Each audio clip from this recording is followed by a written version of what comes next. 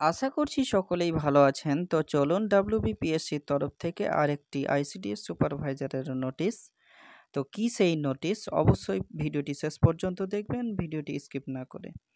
আর চ্যানেলে নতুন হয়ে থাকলে অবশ্যই চ্যানেলটিকে সাবস্ক্রাইব করে রাখবেন এরকম ভিডিও দেখার জন্য।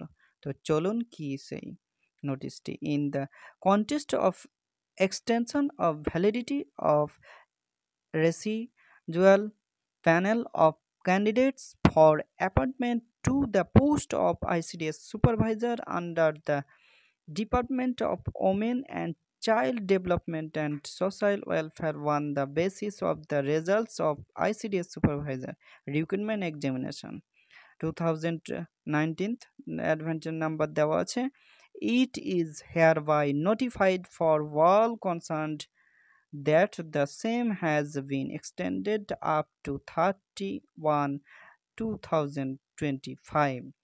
মানে এটা বলতে চাইছে যে আইসিডিএস যে সুপারভাইজার নিয়োগ তার পরীক্ষার যে ফলাফল সেই ফলাফলের ভিত্তিতে মহিলা ও শিশু উন্নয়ন ও সমাজ কল্যাণ বিভাগের অধীনে আইসিডিএস সুপারভাইজার পদে নিয়োগের জন্য যে প্রার্থীর অবশিষ্ট প্যানেল মানে বাকি যে প্যানেল ছিল তার বৈধতা বাড়ানো হয়েছে। সেই বাড়ানোর ডেট 30/1/2025 এটাই বলা হয়েছে আর কি।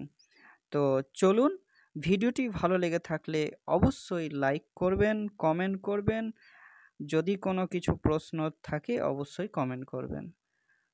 তো ভালো থাকুন, সুস্থ থাকুন।